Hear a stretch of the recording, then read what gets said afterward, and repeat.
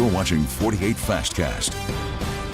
Welcome in 7:01. Thanks for joining us for our 48 Fastcast this morning. It's a warm, muggy July day. Yeah, it certainly is. A potential for some storms, some showers as well this afternoon, though. Yeah, basically more of the same. What we had last week, we've got it coming today.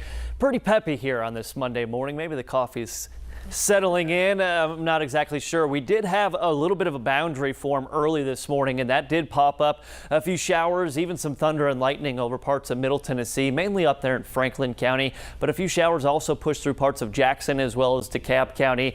We are dry this morning. We've got some areas of patchy but dense fog, especially if you saw some heavy rainfall with yesterday's storms. But out toward Long Island and extreme northeast in Jackson County there. And then we had some showers in DeKalb County that have since fizzled and or tracked off to the southeast.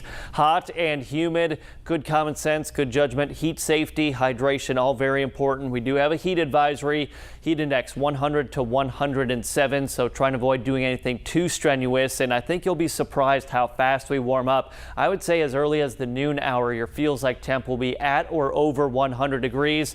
They pointed out at the desk another day. We are tracking scattered showers and storms through the afternoon. We'll take a look at that coming up. This is your 48 First Alert Road Report, sponsored by Bankston Motorhomes. And beep traffic time on this Monday morning. Overall, it's been a pretty good morning commute until recently. Just an accident now reported on 565. It's at Greenbrier, but the slowdown all the way through County Line Road. So if you're driving from Decatur to try to get to the airport this morning, you'll be a bit slow. We do have a few slowdowns on 53 as well in the Harvest area here this morning. Your drive time to Decatur to Huntsville is now up to 33 minutes. Gina? Jeff, thank you. A woman has been killed in a crash in Albertville. That two-car crash happened Sunday at Kilpatrick Road and Highway 431. The Marshall County coroner tells us Elena Lopez was the victim. We're told she was a passenger in one of those cars. Further details were not released. A woman had to be taken to the hospital after being stabbed on Sparkman Drive in Huntsville. Now, this happened yesterday afternoon. Police wouldn't tell us what led up to the stabbing, only saying that they believe this was an isolated incident. Investigators say she is expected to survive. However, they did not say whether anyone has been arrested. In Limestone County, officials are asking for your help identifying a man who was killed after being hit by a car Sunday morning. Limestone County Coroner Mike West tells us the man was found dead along Harvest Road wearing long pajamas and boots. We are told that he had no identification on him, but state troopers have identified the person driving the vehicle that hit and killed him. Troopers are expected to release more information once the victim is identified. In Decatur, one adult and 3 children were injured after a collision between a car and a golf cart. Decatur police say the crash happened on West Chapel Hill Road shortly after 9 p.m. Saturday. You can see that golf cart there. It was just destroyed. One of the children had a deep cut above their eyebrow and trouble remembering things. That child was airlifted to UAB Hospital. Well, tomorrow residents in Belmina and Limestone County are expected to be in court as they continue to file legal challenges regarding a quarry being operated in the area. Some residents are suing the owners of that quarry and are now trying to sue the owners of the land the quarry is on. A judge will consider whether those landowners should be included in the lawsuit during tomorrow's hearing. Well, it's been just over 2 months since tornadoes plowed through the Tennessee Valley. Coming up, we'll take a look at where cleanup efforts stand today.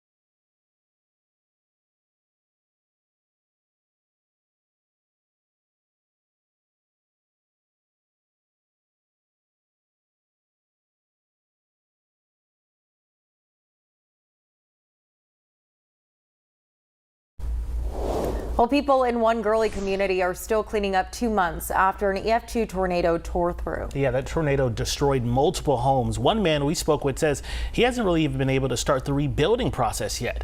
Dusty Gibson's home and workshop was leveled in that tornado. He and his family are working to start that rebuilding process, but they say it hasn't been easy.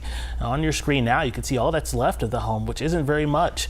The storm destroyed most of the Gibson's family photos that were in there as well, but one of the photos was actually found several miles away in Jackson County in near perfect condition.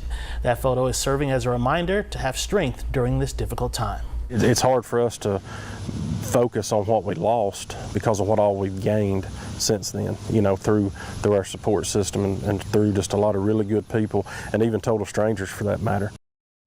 Yeah, some other nearby homes were also badly damaged in the tornado, but thankfully no one was hurt. Now, your first alert weather with meteorologist Eric Burke. All right, we've got a mostly quiet radar here on this Monday morning. We did have a little cluster of showers and storms pop up from Franklin County into Jackson as well as DeKalb County, tracking off to the east. Most of you will be dry for a good portion of the morning. I'd say by about 11 o'clock at the earliest, maybe a few pop-up downpours and then better chances for scattered storms through the afternoon. The humidity, it's not going away anytime soon. Anything to break that humidity, it would be a cold front, and we don't really have one of those in sight anytime soon. They're hard to come by during the summer months, and when you factor in that high dew point in the mid-70s, plus forecast high temperatures in the mid-90s, each day the heat index over 100, we do have scattered showers and storms coming for this afternoon, as well as for Tuesday afternoon. Here's a look at the model and future radar. There's your afternoon storm coverage. Heavy rain, frequent lightning, gusty winds should wrap up as early as that evening commute or at least closer to sunset. But 10-day forecast looks like this. Drier days coming as far as rain-free hours. Still very humid. Each day that heat index in the upper 90s to maybe as hot as 105 or higher. All right, perfect. All right, thanks so much, Eric, and thank you all so much for joining us here for 48 Fastcats. We'll see you for Tennessee Valley Living as well as the show at noon. Have a great start to the week.